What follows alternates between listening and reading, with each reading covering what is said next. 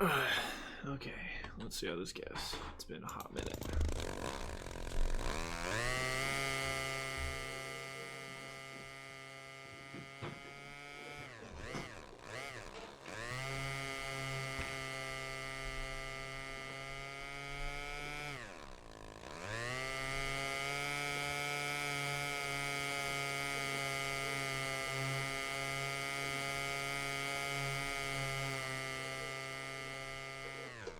What's up, Fire Rock? Let me get my chair situated. Can't hear that well either. Let me know if all the audio sounds good or if I need to turn anything up or turn anything down. Greatly appreciated. Alright, that's off. Whoops.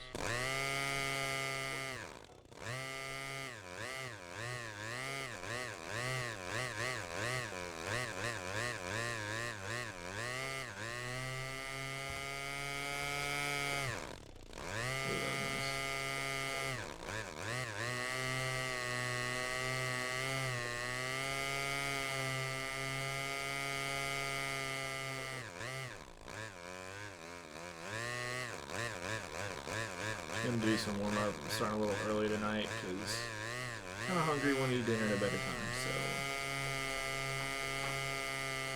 but I don't have like a specific topic in mind yet.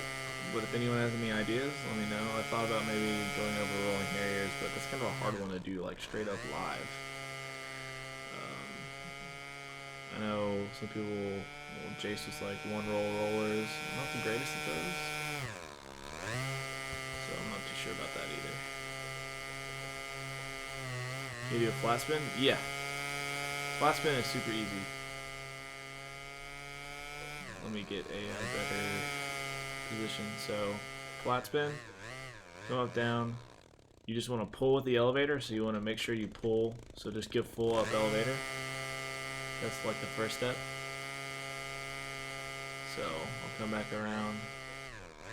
So I'm going to pull, give a rudder input. And that's really all you need to do. Then you can feed in a little bit of aileron to put the wing into the spin, and you're good to go. That's all it is. I'll do another one. Alright. Downline, pull, rudder input, a little bit of aileron. You're done. Power to fly out. That's all it is, baby.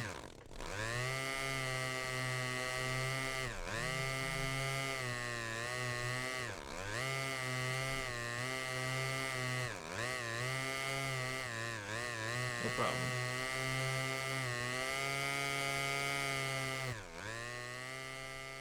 No problem at all. Flat spins are cool. You really want, I think by definition, you want them rotating around the center of gravity. So that's one thing to look out for. You want the plane rotating around the center of gravity. Ugh. Sorry, my phone's buzzing. Okay, we're good.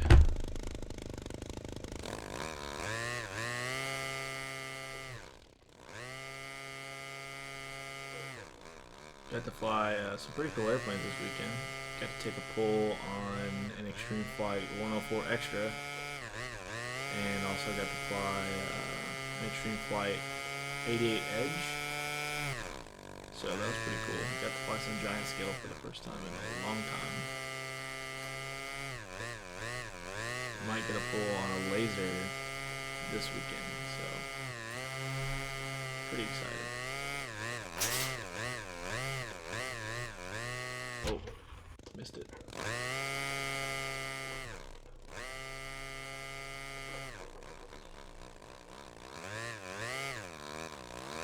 Right there, that inverted Harrier, real flat 8, being weird.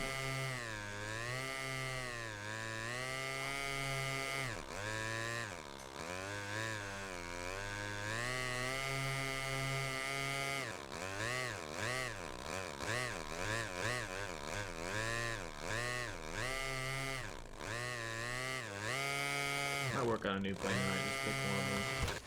Go for it.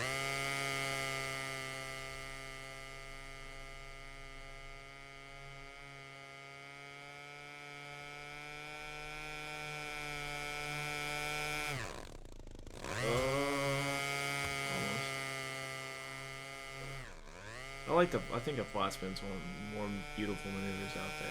Like it's just graceful and done right. It's also an IMAC maneuver too, so well, kind of.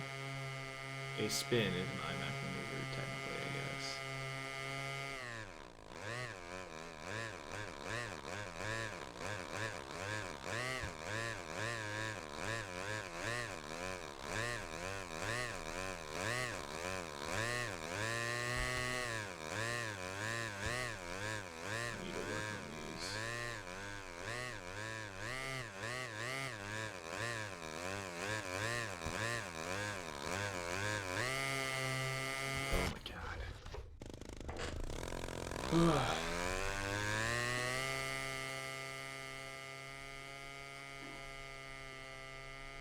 Need to work on more high-speed stuff.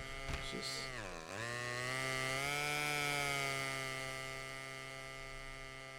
I just haven't really had the urge to try and get better at it, and I need to.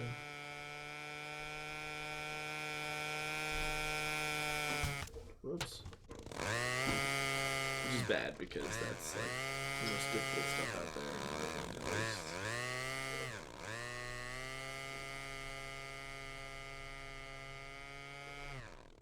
But why fly fast when you can fly slow and do stuff that's cool?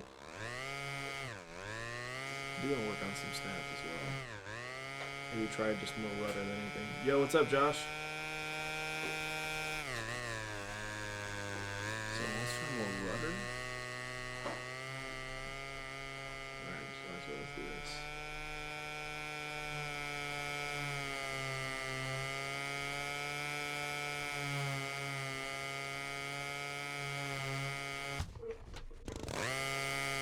Yeah, that's what I'm gonna try.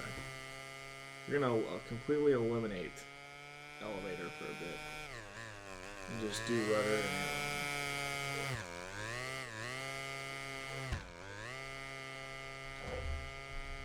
playing Real Flood A2 since it's raining like always. Dude, it has been bad.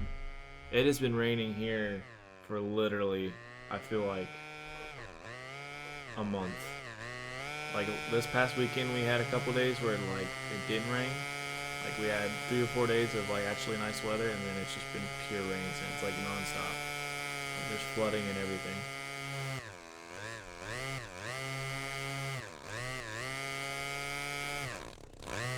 It's awful. I'm tired of it. I live in the South, and I feel like I'm living in like the Pacific Northwest or something. It's just like, seriously?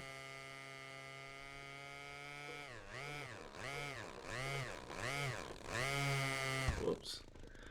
We just had one good, nice day. I made my slick, and every damn day. How'd you like the slick, though? What's up, building a crack camel and watching out of the corner of my eye? Sweet! That's a cool plane. That's a really cool plane.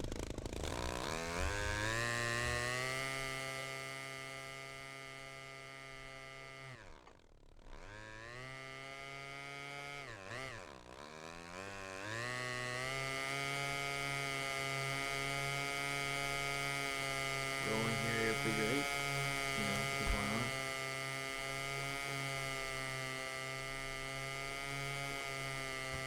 Not figure 8. Rolling here, like, what's the name of that again? I don't even know. I like the new video setup you got there. Thank you. This is how I originally was doing it until I got my new computer, and I had to buy a separate webcam and all that stuff. So I like the setup a lot better too. It's a lot easier because I was originally just using like a camera on my laptop, and now this new webcam is actually like really nice. It's pretty fun.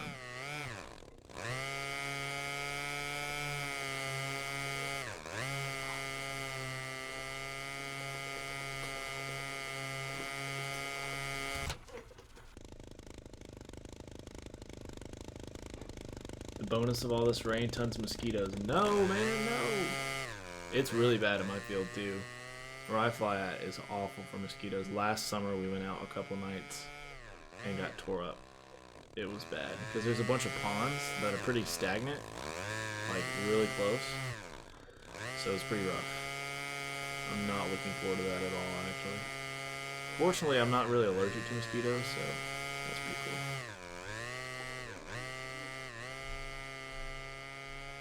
I'm like borderline immune to mosquitoes like every now and then, or they just don't like me. So either way.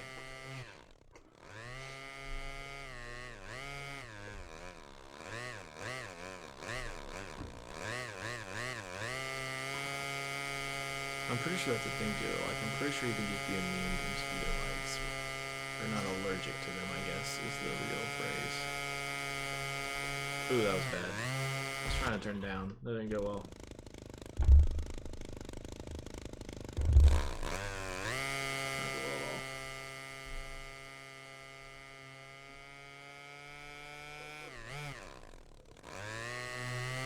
at all. Oops. I like the slick. I'll be flying it again ASAP. It didn't knife edge spin like my extra. I know well because I've seen the guys doing it with them. Yeah, I got to fly the Extreme Flight Extra, the big one. I will say, like, it did some things like a lot differently than I thought it would. I mean, I only flew it once, so I can't say like I'm an expert on the plane or anything. But I mean, it flew freaking good. It just surprised me. But then that's like, I'm pretty sure that's the first Extreme Flight plane I've ever flown, so.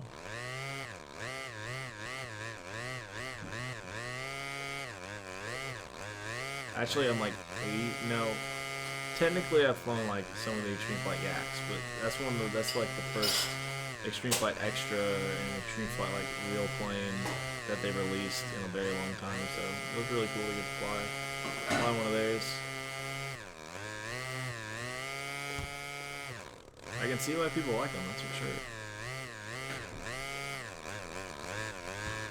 It was windy too. I'd like to take it out on a calm day, solid bigger field, have some real fun. Oh. Though, I will say, thumbs up from me.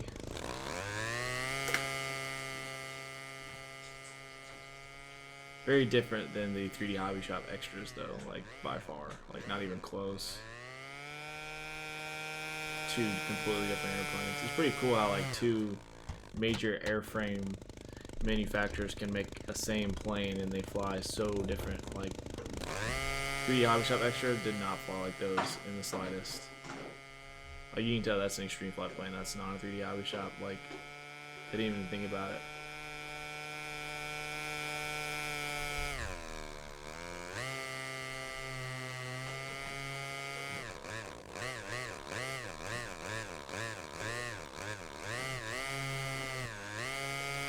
Which is good though. I mean, can't have your own style. Can I back it down in the dirty oven? No, you just lose control.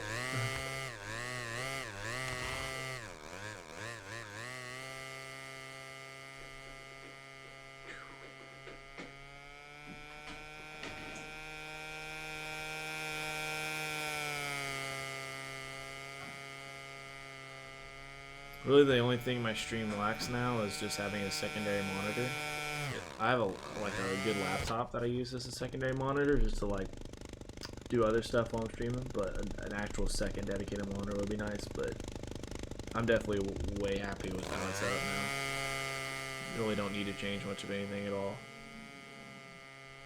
especially since this computer is just so nice.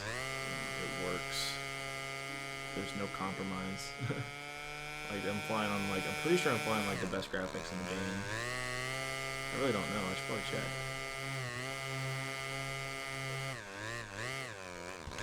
Let's see.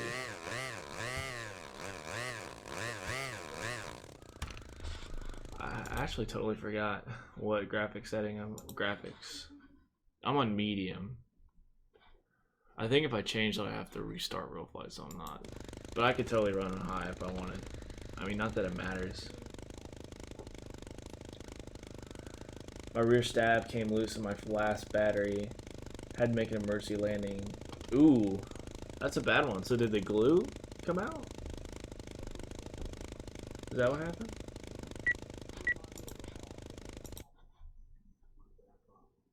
That's never fun. I didn't glue it good enough.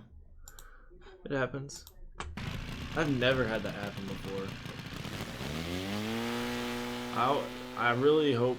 I mean, I always liked how they changed like some of that stuff because I remember the first 42 slick I built. I measured the stab wrong, like the horizontal stabilizer wrong when I was doing it in. So like one side had like a couple millimeters extra than the other side. It still flew fine, but man, was I mad. I was like, come on now.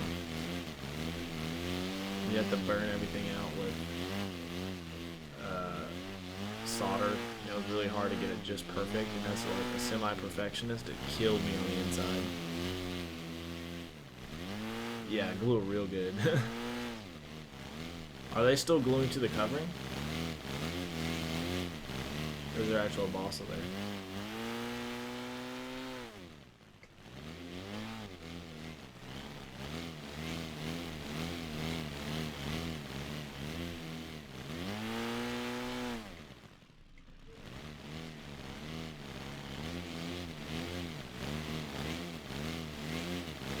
I'll be interested to fly one of those smaller extras too.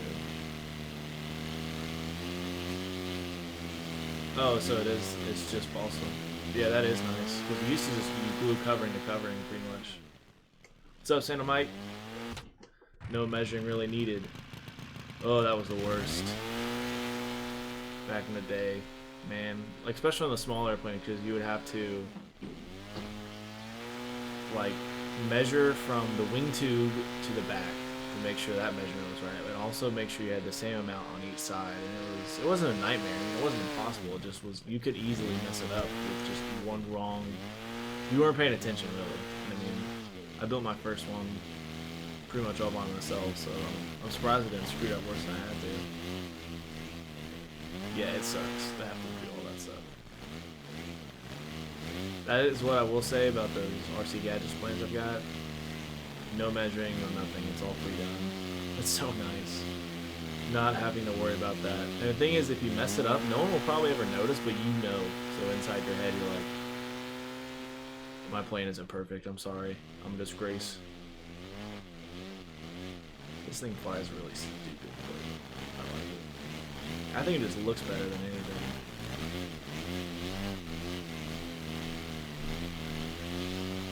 Like, part of me wants to get into building bigger airplanes, like, not scale per se, I mean, kind of scale, but focus more on, like, the mechanical side of it, rather than just building a plane.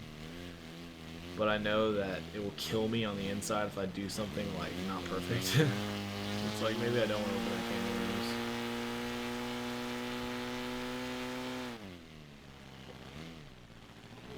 Alright, knife pitch spin.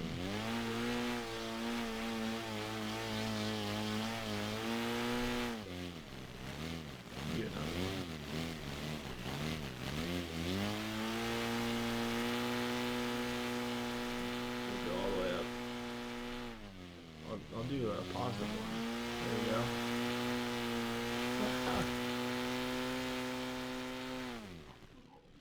Positive knife edge spins are weird. Like they don't even look like a knife edge spin. They just look like something completely different almost sometimes.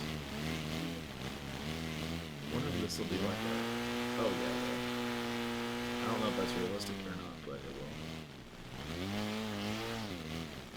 I think the next 3D maneuver of the day is going to be rolling mirrors. I think I've kind of thought about it enough to I kind of want to tackle explaining it because it's gonna be tough. Let's see. My extra the elevator has one is not identical to the other. It's barely off, but if one side is flat, the other is barely above, which doesn't affect flight. But above is bad. Yeah, that stuff would drive me insane.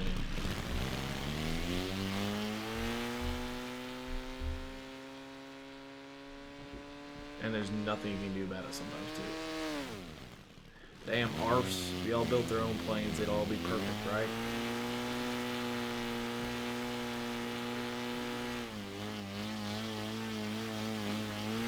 Oh my god.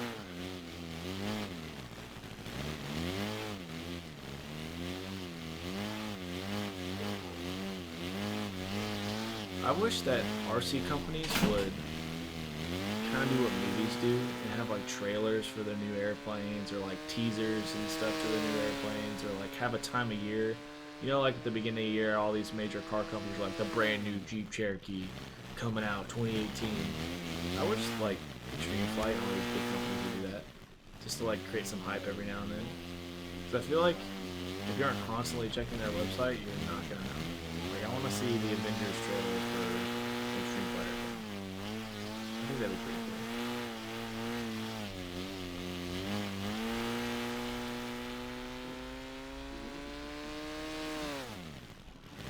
There you go. There's some free marketing advice for someone. Let's back it down. Tail slide. Kind of lag on the phone a little bit.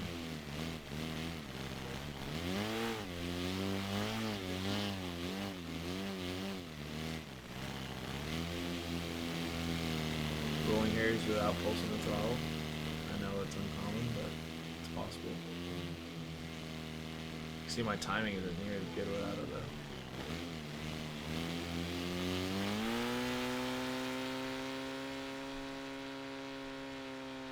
So if there's any maneuvers anyone wants to see, just let me know in the chat. That's the best way to let me know. You can also send me a message on Facebook or whatever, RC groups.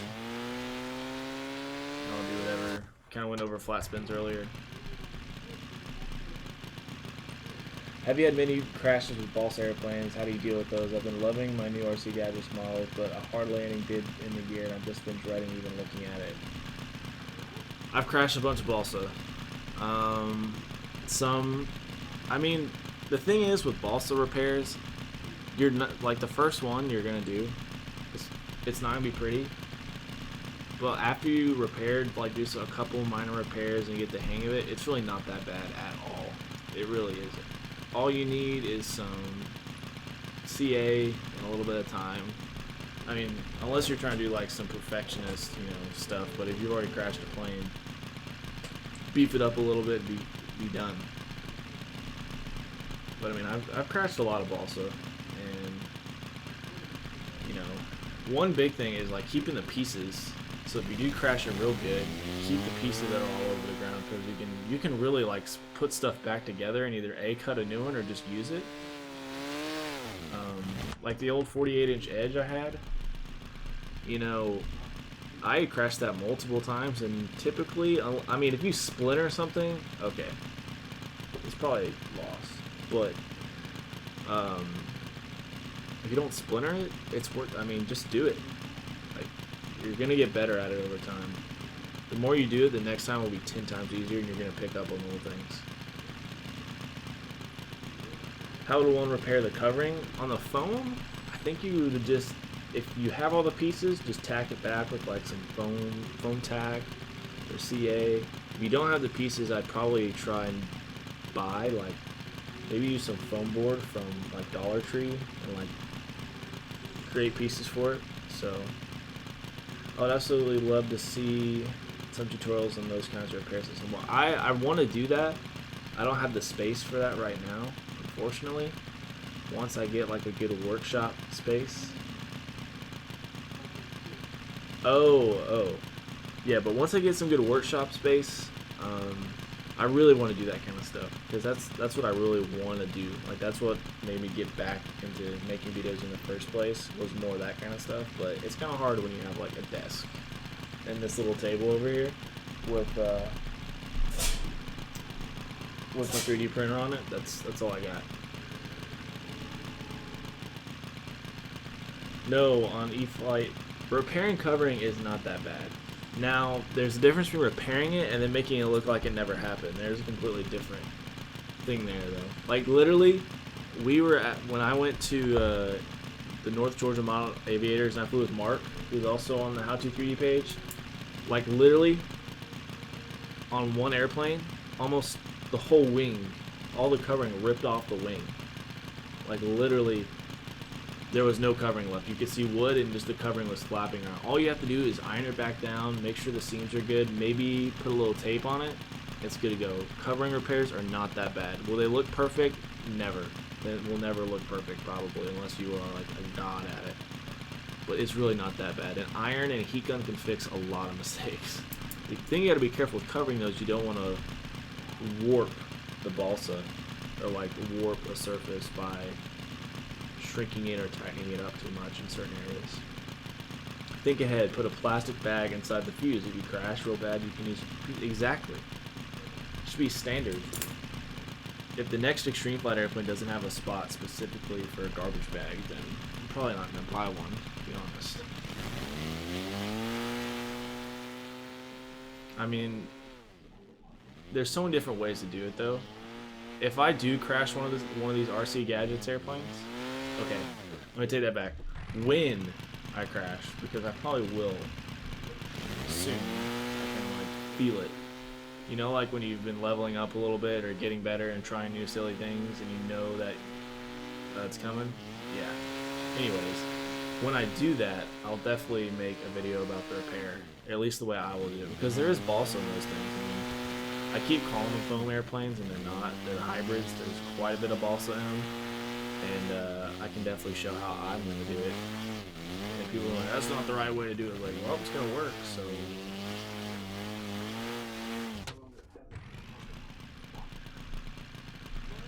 My covering on my new slick was kind of coming up on old wing. I used it. I used my woman's hair dryer to heat it up, and it worked out great. Yeah, that's all. That's it. The covering iron is really good, especially like when you get a sock on it. Not too bad at all. Joe, hi James, enjoy seeing you flying. It was great. Thanks for having me down to Yells Field. It was a blast. I wish it wasn't quite as windy, but it was still great. I had a really good time. I like traveling to other fields too. And y'all are doing. For anyone who doesn't know, they're having an event there in March that everyone needs to go to. Oh my god. Anyways. Repairs. Find an old guy at the field. They used to build from scratch. Can show you lifetime of old tricks past the skills. If you can find someone who's like an actual builder, you know, who knows their stuff, that'd be the way to go. I need to look for pictures of some of the repairs I've done, but I've literally taken like a 48 inch and pretty much splintered it.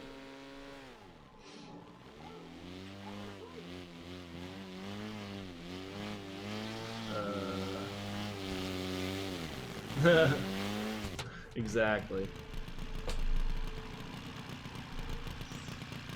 But I've taken like a 48 inch plane and completely splintered it pretty good and rebuilt it. And I'm not going to say it was worth it, but it did fly again afterwards. It's just one of those things. It's not going to be the same. And that was like some of my first balsa repairing too. So I had a couple guys in my field help me put back this one airplane. It wasn't 3D Hobby Shop or anything. It was like my first balsa 3D airplane. It was a little E-Flight. And we put it back together. Like the cowl was literally all CA with a little bit of plastic. It was atrocious. But I got to fly for another couple months and save some money, so. And then I bought a 42 slick.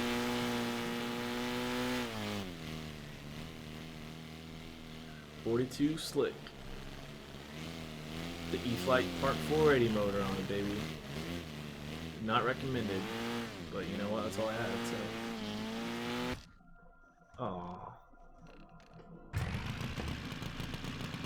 Most times your repairs are the last place it will ever. Yeah, that is totally true. Actually, most repairs you're gonna do, they're gonna be way stronger than how it originally was.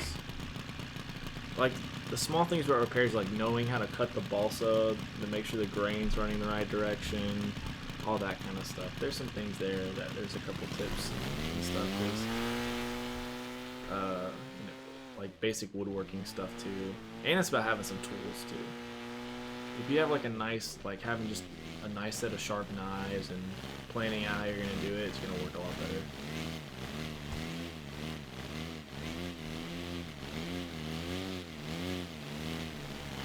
Exactly. I mean, these things.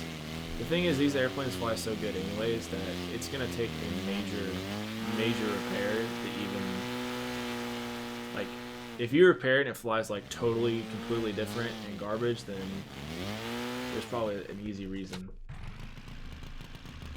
That's true. I certainly got foamies that are 80% glue by weight. Oh yeah.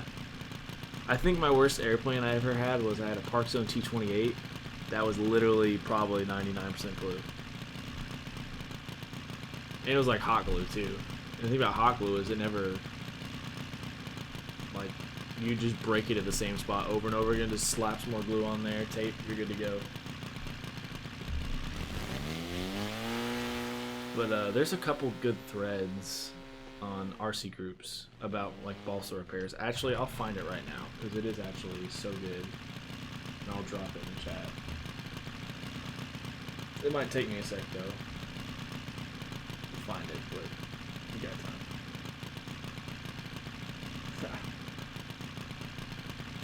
Let's see here.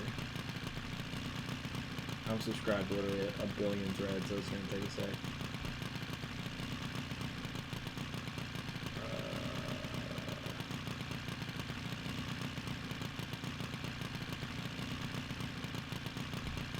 All these old threads, oh my lord. There's the point I was. Okay, let's go back. Okay, one sec. Golly, RC groups has sometimes like just really a pain in the you know what to navigate. There's so much stuff. Alright, search. Threads. I think the guy who did the thread was let's see. Oh, that didn't work well. Go back.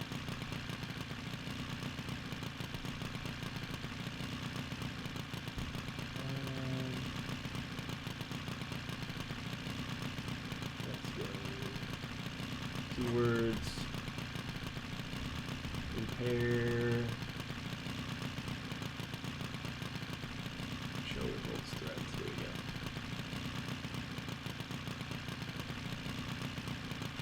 If I can't find it here in a sec, I'll look for it after the stream. But there's a really good thread in the 3D section on RC groups that has just a ton of stuff.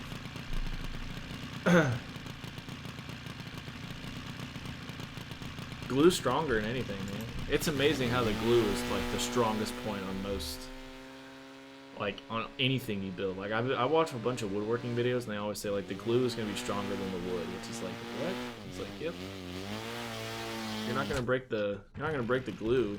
The wood's gonna give out. Those velocities do look sweet. If I just had more space for like more airplanes, I'd probably get one. But, you know, the constant struggle. Let's see, what airplane to fly today? We'll fly this one. Yeah, the build and repair thread. Search for that. That is the thread to go to. That guy, his name is Ralph, I'm pretty sure, is like a master builder, and he would repair planes for the team pilots at 3D Hobby Shop. So like whenever me, or pretty much when I crash stuff, the old airframes would get sent to him and he'd fix them. So I had 2 airplanes fixed by him. No. Yeah, 2. I had a 104 fixed, and then I had a Yak fixed. So there's some dirty team pilot secrets. We had builders help us out. Do stuff. Don't tell anyone.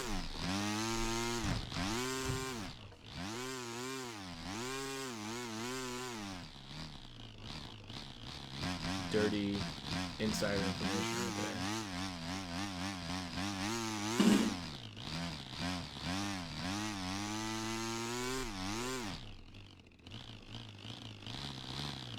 Imagine if all planes didn't have landing gears, so if you had a giant scale airplane with retracts. That would be cool. If you could design like some retracts that folded up into the fuse. That would be really neat. I mean, it looks stupid flying without wheels, but I wonder if there's like an aerodynamic advantage.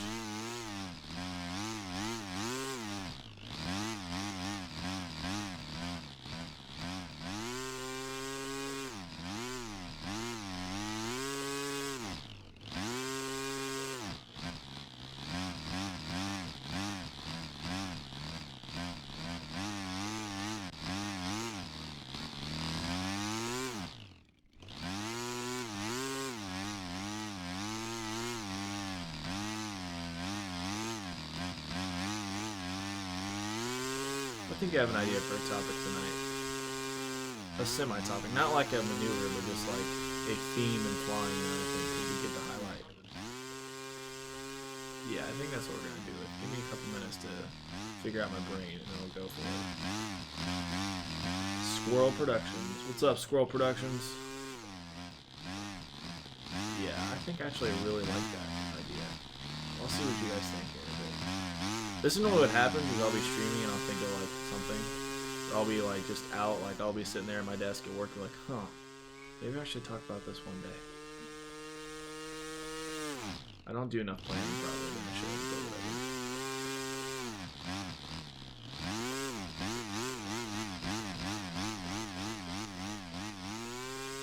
This thing flies this actually flies a lot like the extra I flew. Like, I could actually see this being not realistic, but not completely unrealistic.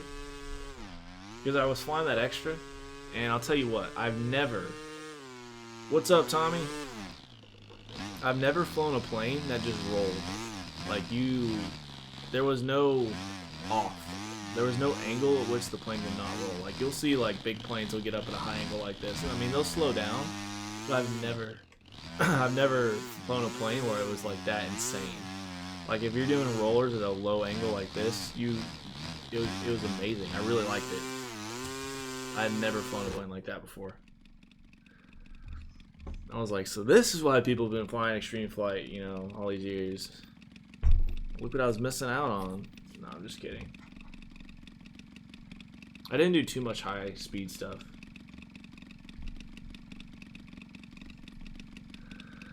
I hear you saying a lot that pulsing the throttle is kind of wrong for certain maneuvers, but also I hear you pulsing the throttle for a whole bunch in situation. What's up with that? You've exposed me. No, okay. Pulsing the throttle is totally not needed as far as will an airplane do the maneuver if I do not pulse the throttle? No, the airplane can do the maneuver if you're not pulsing the throttle.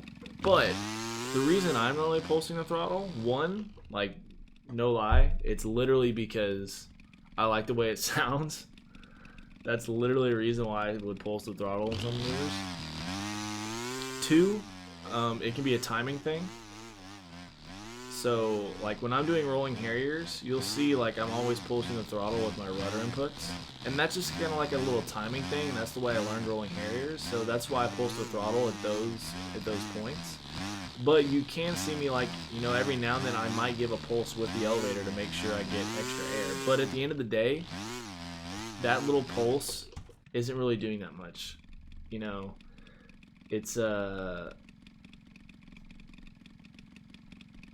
one of those things, like, some people will sit there and pulse the throttle so much, and it's like it's not like it's making the airplane do anything at that point.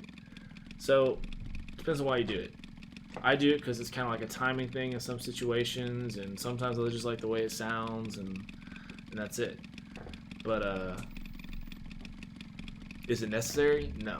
Any maneuver can be done without pulsing the throttle, aerodynamic wise. Now, whether you pulse the throttle because it helps you in some way, that's up to you.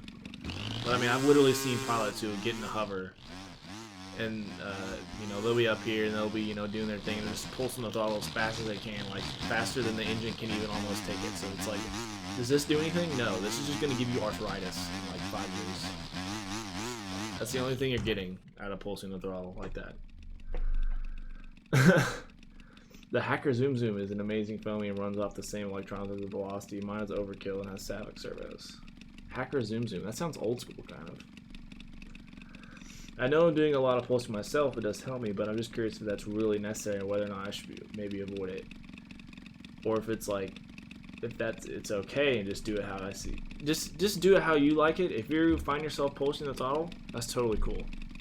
Now, if you aren't pulsing the throttle and you're like, man, if someone's asking themselves, why don't pulse the throttle? Should I? No, that's fine. At least in my opinion. Someone might argue that to me, and they're free to be wrong, but they will be wrong. So I don't get it. This is the here, I'll look it up. So if you go to the swap pages and search for well, okay, let me get to the right page real quick. and search for 100cc extra 300 J Scurzur, SZCZUR. That should help you find it. I'll put it in the chat actually.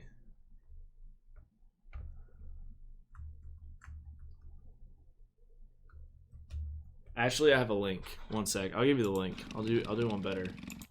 I gotta find it though. It's in a Facebook message somewhere. Facebook, man.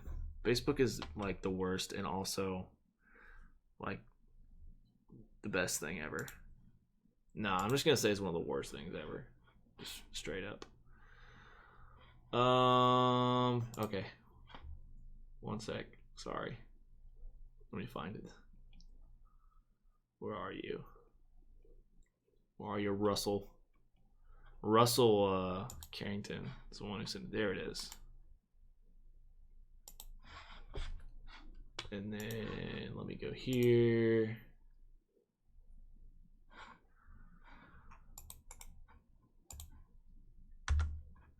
Oh, that's a really awful link.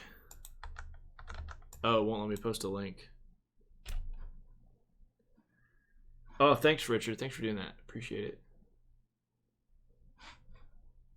Where is this thing? All right, let me just follow the link. Here we go. Copy. So this is my chat, and it won't, I can't even post a link. Oh, there we go. Okay, there's the link to the plan I'm using now. It's all right. It's fun. It's not super realistic though, but it's fun. I think it looks cool more than anything. Yeah, but that thread he just linked is an awesome thread for Balsa. You're not gonna top it. There's a bunch of just fantastic information in there that needs to go on the wiki whenever we make a wiki. Could not post a. Yeah, RC groups or YouTube's weird sometimes. YouTube is actually just weird in general. Like, I've had a monetized YouTube page for a pretty long time. Pretty much since they started monetizing, and I just got demonetized like a couple weeks ago, actually. I didn't make any money, I never turned on ads, but now I can't. There's that also for people in the chat too. There's the link there, so a permanent link in the thread, and also if you want to check it out right now. So thanks, Richard, for digging that up. I tried. Okay, back to flying. Yeah, this was pretty cool. I think the scheme's pretty cool.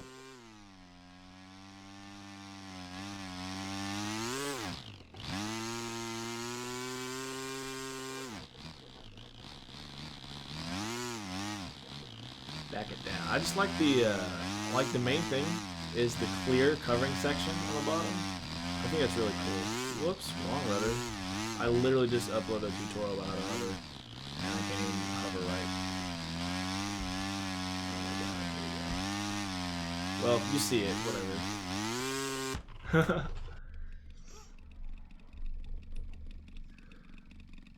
Yeah, true. That thread has a ton of good stuff. Like, I don't think it's very active anymore though, because the main guy who usually does it, I don't think he's too active anymore. I'm not sure though, to be honest. Yeah, but RCMC, he is like a legend. He repaired so many 3D Hobby Shop airplanes. Oh, he's still posting on there a lot. Like recently is February 20th, so I guess not.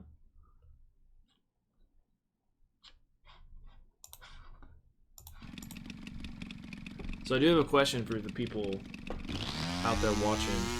So where do you guys, so I've been thinking about this a lot as far as like different websites and where you go to, like when you go to like talk about RC airplanes and like different media surrounding it, maybe it's YouTube or whatever, where do you go? Are you mostly on RC groups and like Flying Giants, or is it more on Facebook? Is there any other places that maybe not many people know about? Where do you guys go to look? Maybe not necessarily just like post on a forum or anything, but just in general, where do you go to get your fix when you actually can't fly? I was gonna post, you know, like I was gonna post a poll, but I didn't want to post a poll in the how to 3D section because I just thought it might go bad. RC groups for planes. What about quads? Where's the best place to go for quads?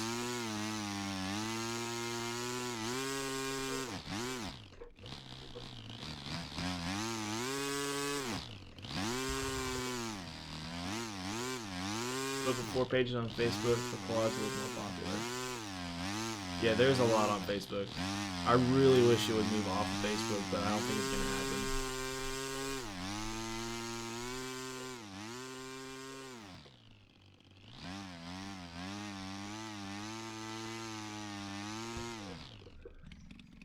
I kind of dislike web forums like RC groups and certainly things like Facebook, so I tend to get most of my interactions with the RC community from various online chats on Slack, i.e.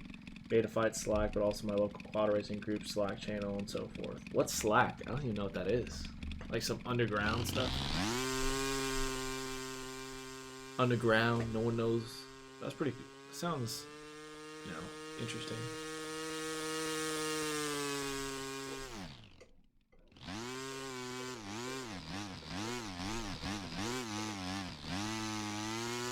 I don't know, I just was wondering, like, where people still go nowadays, I feel like it's pretty obvious that forums are kind of dying, in a way.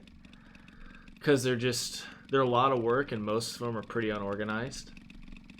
But also, Facebook's kind of the same way. There's no good place for information, so it's like, gotta pick your poison. I do think that the whole chat room kind of thing is the way people are going to, like an open place where anyone can join. But with those, it's like some of them are kind of gotta go where you only know about them if you're invited. Tinder, I mean, if you're looking for people flying airplanes on Tinder, there's a lot of guys probably on there. Probably not many girls though, so good luck. If I could post a link, I'd totally share how to join the Betaflight Stack channels. I don't even know what Stack is. I've never even heard of that before. How did Tinder even pop up? That's amazing. Yeah, bro, just got this sick match on my Tinder profile. Some guy wants to go fly with me. It's like, good luck with that one. Y'all have fun with that one. If Tinder's where you're looking to meet pilots, like, good luck.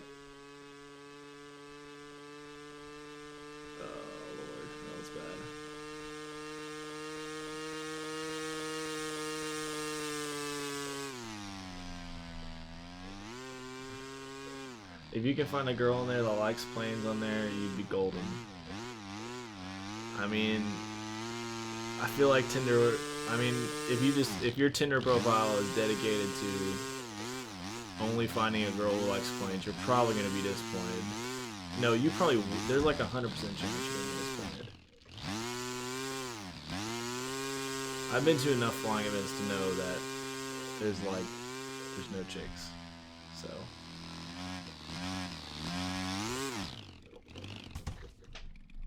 She'd be considered a unicorn, exactly.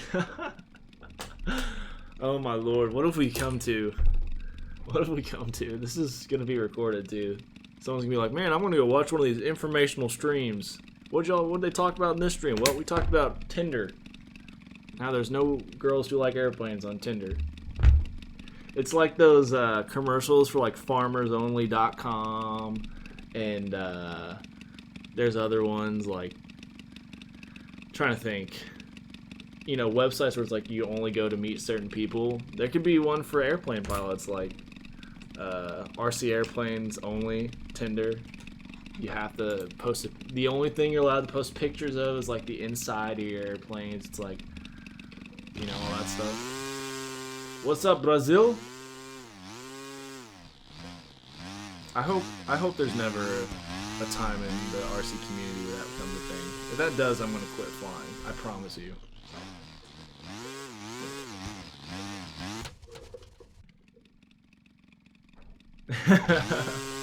Exactly.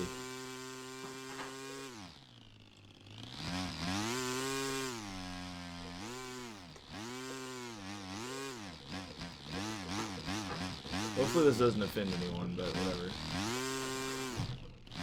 I'll have you know.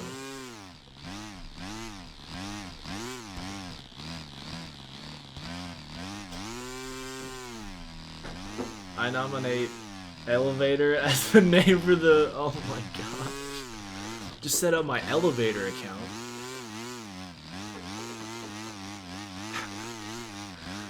This could go places. Not good places, but they could go places. Elevator.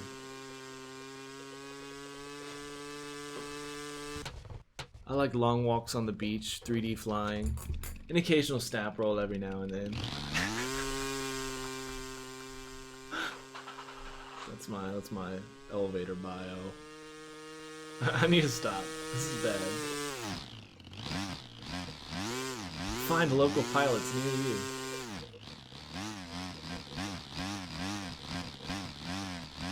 Keep matching with guys from my club. That'd be so bad. Okay, I think it's time to break off from this topic. Could be the Zuckerberg of 3D. I mean, if I can make $1 bajillion off this, dude, let's go. If that's what it takes, though, I think I'd rather be poor. Or no, I take it back. I'll still do it, but I'm not gonna be proud of it. I'm gonna change my name and stuff, or make some shell, like some fake person who created this app.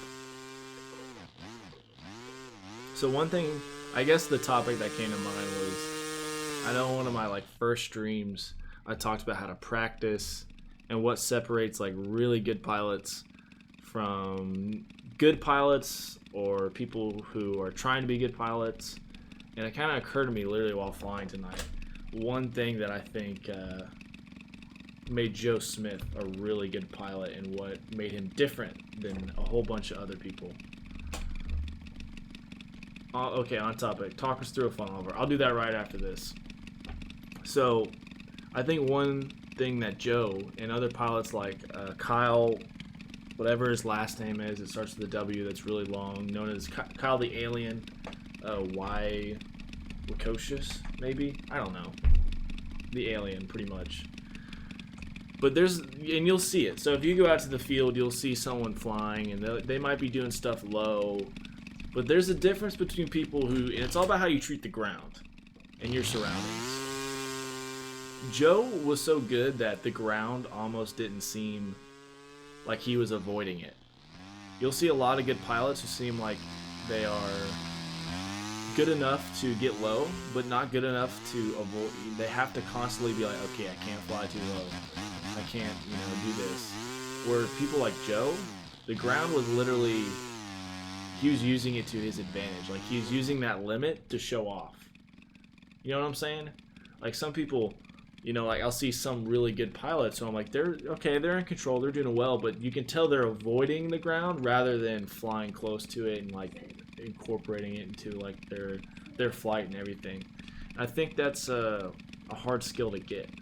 Is that right, though? Does that seem like a good statement to make, though? Because Joe was good at that. Like, we saw his rolling Harriers and stuff. Like, it was never like, wow, man, he just avoided crashing. It was like, wow, he just sat there and did rolling Harriers 3 inches off the ground on purpose on the deck, and it was graceful. Fly low, roll tape. Exactly. Yeah, I mean, and he would use the elements around him, if there was a tree in the middle of the field, that wasn't an obstacle. It was a way to make his flight even better. And I think you'll see a lot of good pilots do the same thing, where the ground isn't necessarily something they're avoiding; they're using it to their advantage. And I think a lot of people are missing that. And I'm not saying I'm definitely not one of those pilots, because you'll see me fly and I'll get low, but there's times when I'm flying low because I'm avoiding the freaking ground, not because I'm trying to be low. Oh yeah, flying around trees, no big deal. I swear he had a sixth sense. I mean,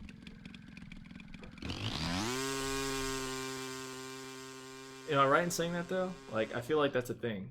That separates an okay pilot and a good pilot from the best guys. You're not avoiding the ground anymore. You are simply flying. Corn? Yeah, corn.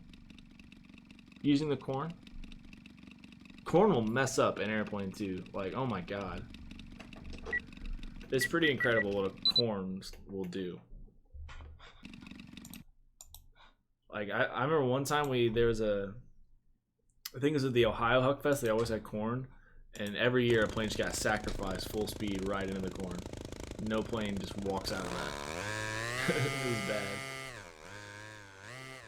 But we'll go over funnel hovers, that's a good one.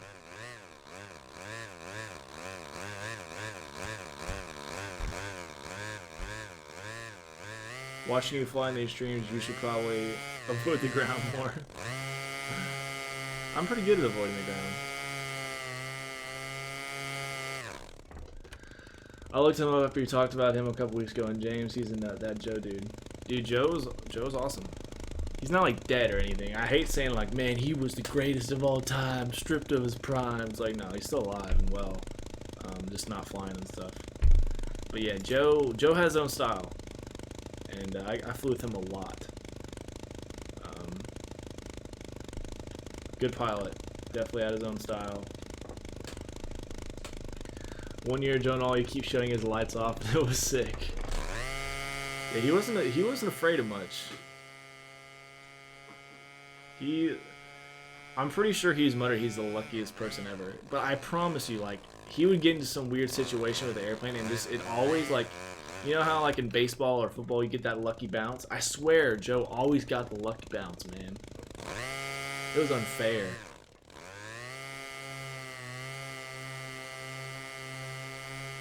Yeah, but if you haven't seen a Joe Smith video, you're doing it wrong. All this high-speed stuff, all these high-speed snaps, everyone's like, oh my god, that's so cool. It's like, come on, man. It ain't nothing. It's something, but it ain't that.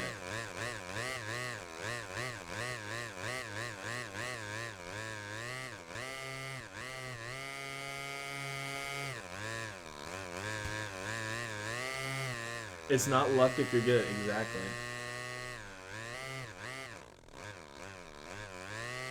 What about us people who are just like, okay?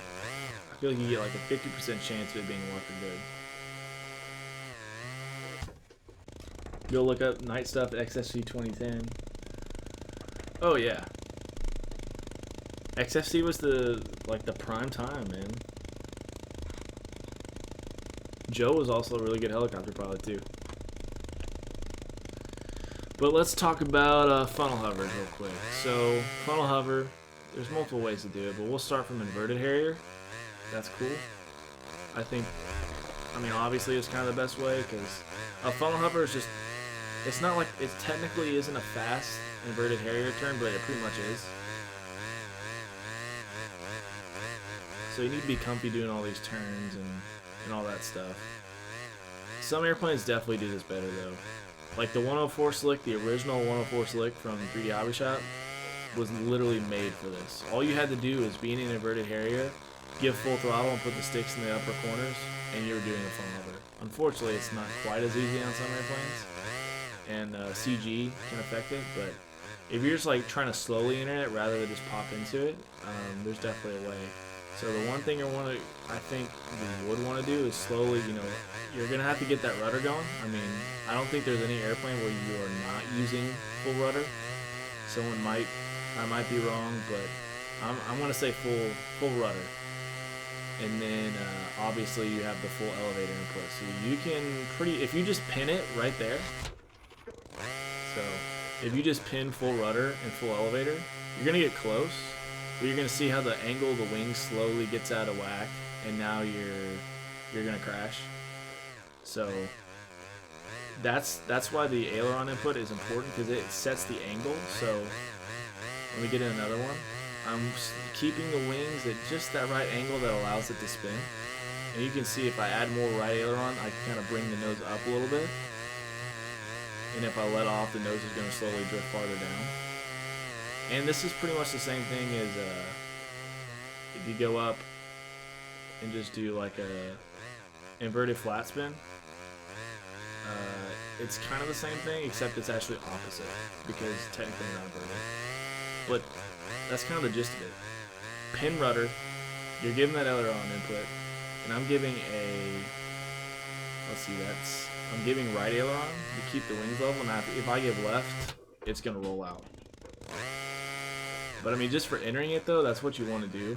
You can like slowly add more rudder and then get into it. And I'm pretty sure that's how a lot of people would do it. You need to be careful, like you're just flying along and put it in the corners, you could end up in more of a tumble kind of thing. But funnel hovering really isn't that bad. I mean, you can literally put the sticks, some airplanes you might not even need a lot of elevator just to get into it. But you can sit there, a good way to practice it too is kind of like, let me do this. I keep crashing, but oh my lord. So ailerons controls the nose less pitch. Ailerons are controlling, I don't know if I'd say it's the nose and pitch. I'd say it's more controlling, that's hard, it's gonna take me a second.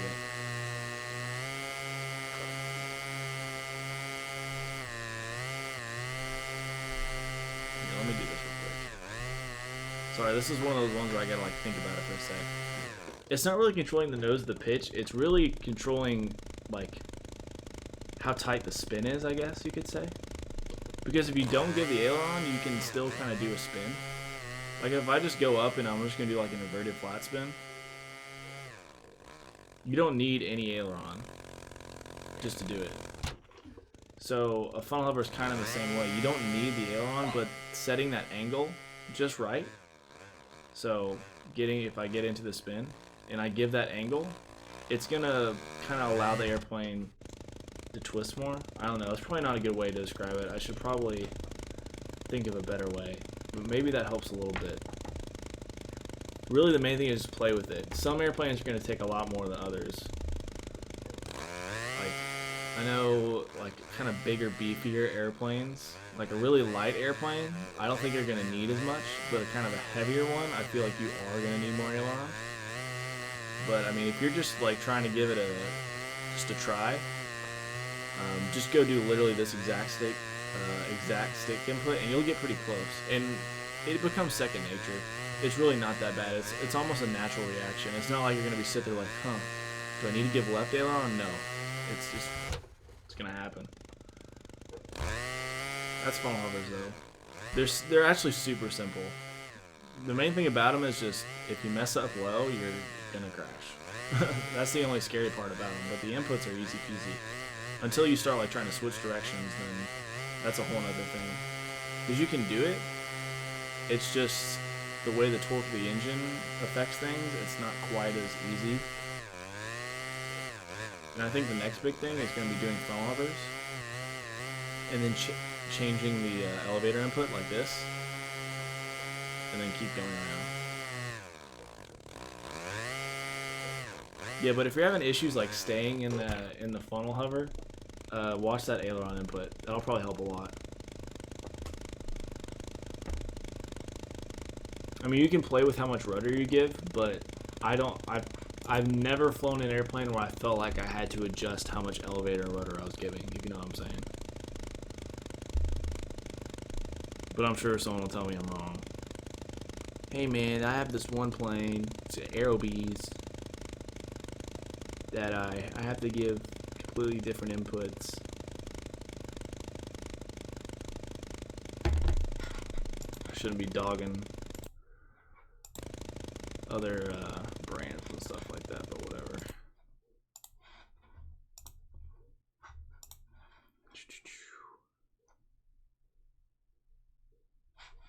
Okay, sorry, I had to check something.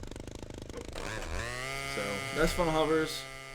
Also check out my tutorial video on that one that I made a pretty long time ago. No, actually no. Well, yeah, kind of. I made like the last half of it last year, but then some of it sat, so it's a good video though.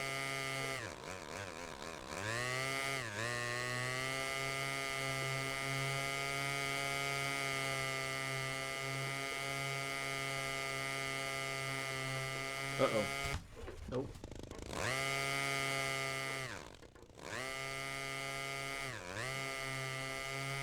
Is the crack camel the biplane, or is that the triplane that you're building?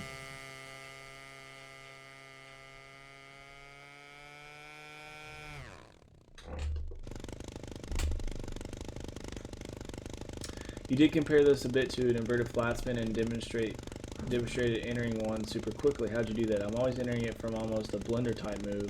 How do you do it so quickly? So to enter an inverted flat spin, like super easy, and it's really with any spin, all it's gonna take is the rudder input.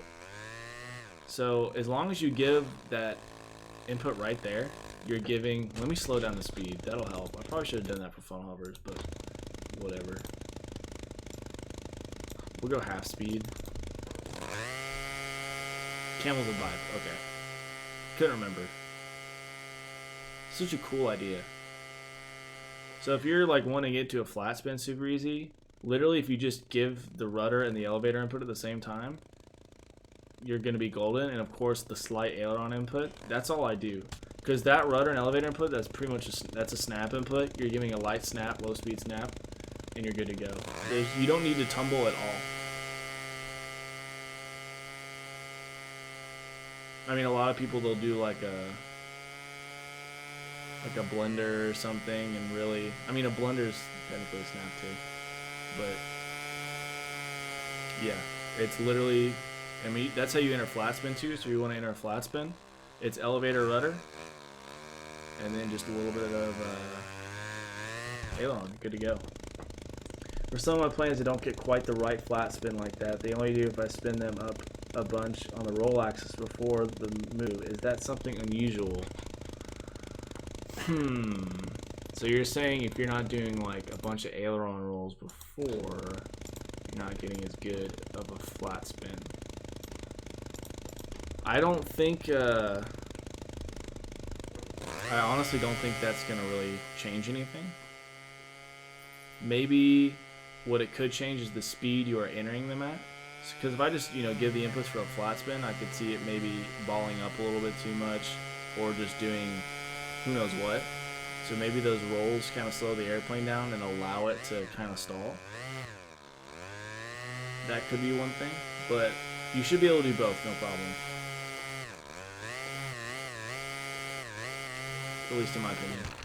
Also depends on the airplanes too. I mean, if the CGs, you know, maybe really far forward or really far back, it might affect that as well. Because if your CG is really far back, your flat spins are going to get really flat and actually going to be almost harder to do. It's amazing how much the center of gravity affects stuff. And I'm sure like the center of lift and all that is... I really wish I knew more about aerospace to really be able to talk that talk, but I don't, unfortunately, so...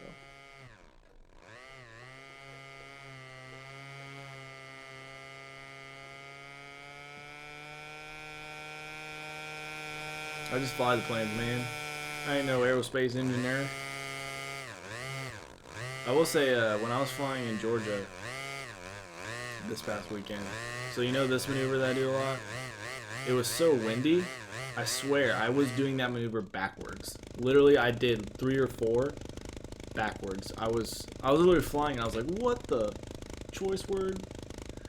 Like, what is going on? It was super windy, though. See, that's where the wind can be so much fun. Like, stuff like that. Like, if there's a way to turn the wind on to, like, 15 miles per hour perfectly with no choppiness all the time for a little bit, I'm down.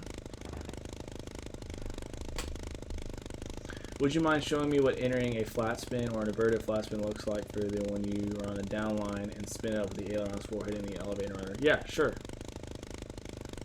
I can do that. How's the new field down there? The field's really nice. They've done a fantastic job. Mark has done a fantastic job. He's a really awesome guy. I'm really excited for their event, especially once they get some more trees kind of cut out of the way. But really nice club. I really enjoyed being down there. They're all just really, anyone was welcome on one of those places. You know, and that's kind of what you want, really. If your club has any sort of exclusive feel to it, then you need to leave. So here's rolling.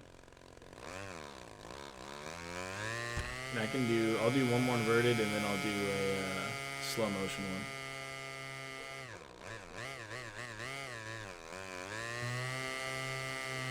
Alright, I'll go to slow-mo now. I need to set up like a key on my keyboard that automatically slows this down. If that's even possible in real flight. 50% speed. I actually got a new pretty gangster keyboard too. It isn't a mechanical keyboard like I wanted, but it's way better than the one I was using. Alright, so rolling right, we're going to do flat spin, so I'm rolling. pretty much the same thing. You kind of have to time the input a little bit. I mean, it's not like it really matters, but if you're giving up elevator, you're gonna end up in an inverted spin or an upright spin. So I'll do an inverted one now. But I normally like to initiate the spin when the here, let me stop. When I'm doing an inverted spin, so if I'm going to do an inverted flat spin from the downline, I typically like to give the input when the underside of the airplane is facing me. So I'm going to give the input right here. And now I'm in an inverted flat spin. I'll do another upright one. And I do the exact same thing with upright. So if I'm going to do an upright flat spin, I typically wait for the canopy to be facing me or at least close. It doesn't really matter, but it's just what I do. It's what I look for. So right here, boom. But it's pretty much the same maneuver. I really don't have to change much. Now that could be airplane dependent, so. What airplanes are you flying? Whoops. Here we go.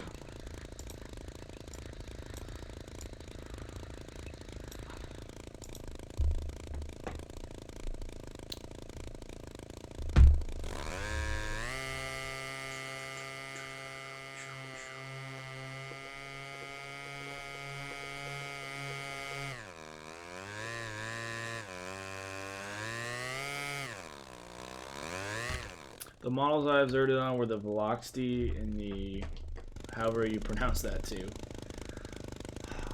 There's nothing off the top of my head that I can tell you.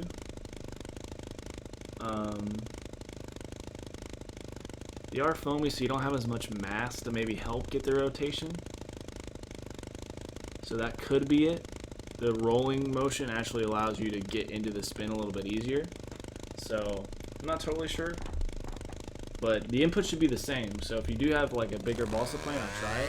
I could see maybe with the foamy, if you don't do the roll, that you might just not get that big of rotation. Because the aileron roll is going to kind of go into the flat spin. You know, physics and stuff. That's pretty much all I can say there. Okay, but time to pick my plane to do my last flight with, because it's about dinner time. I'm gonna do my last flight with this. Dude, this thing actually hucks. This thing will huck. Look at this thing. This is exactly how this is intended to be. Snaps, anything you'd ever want.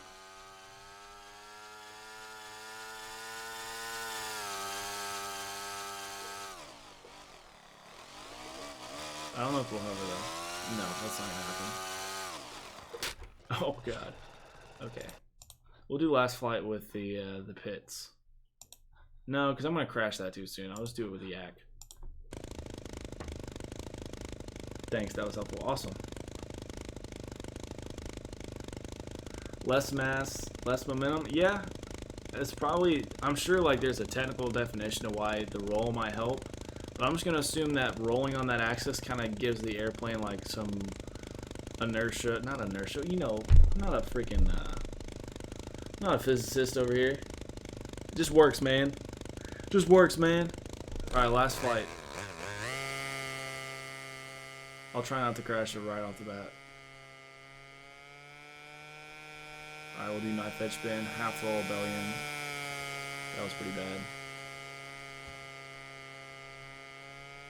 We'll do snake on the way back.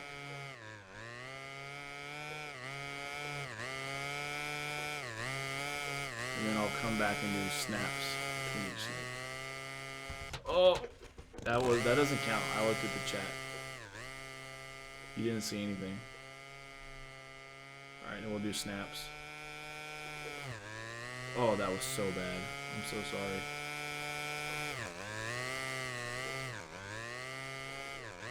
That was bad. Probably shouldn't even attempt. I used to be really good at those. There we go. Oh well. Hurricanes. These used to be kind of cool, but they're actually really dangerous. You like the goal is to get like full into the ground. Do a rolling loop. Left rolling loop. Not quite as pretty, especially on the downside.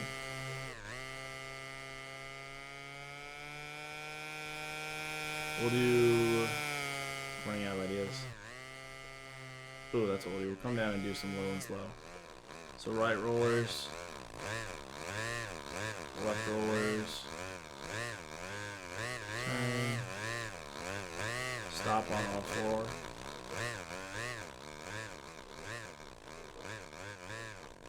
Come back and do it while doing the left.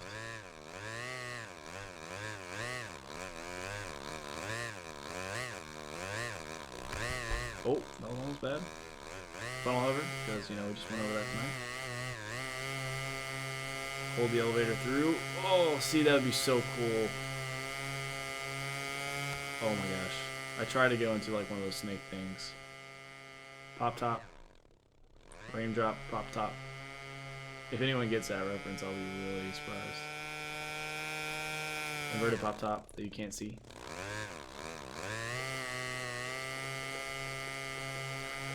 Oh, I just had a really stupid idea.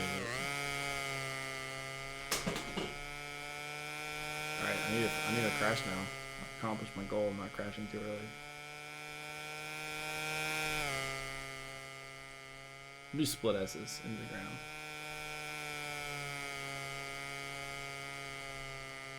This is like a thing. When I went to the Knoxville Huckfest, everyone was doing these split S's, so it was like, okay. 1, 2. Can I get a third? 3. Like that was what people were doing. I was like, really? We've gotten to the point where that's cool now? You gotta be kidding me. Well, there we go. That's it. That's the last flight for the night. But shout outs to everyone who came out to the stream. It's a good one. I need to do a little bit better advertising, but I get tired, man. But thanks for everyone for coming out. And hopefully everyone gets to do some flying in this rain. Thanks for doing these streams regularly. It really helps me a lot down the simulator myself and get some practice in. Otherwise, we just forget about it. See you, Tommy. Yeah, I like the streams. I really do enjoy doing it. I think it's probably like, it actually makes flying in the simulator kind of fun. So, see you guys. See you, Richard. See you, Eric. Good luck on building that camel over there. See you, Josh. Good luck with that slick.